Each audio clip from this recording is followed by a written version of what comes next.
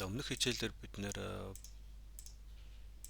хамаарал бүхий байгууллагыг холбосон байгаа. За тэр бүртгэлээ ашиглацгаая. За энэ дээр ороод ирсэн байна.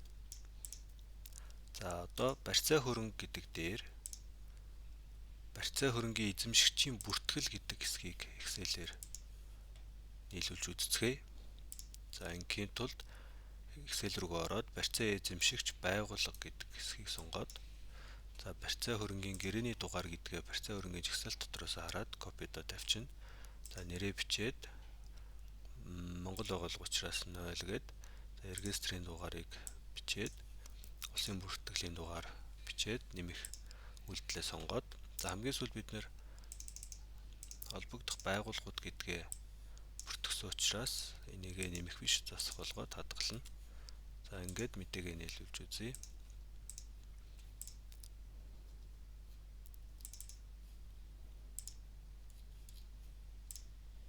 За ингээ амжилттай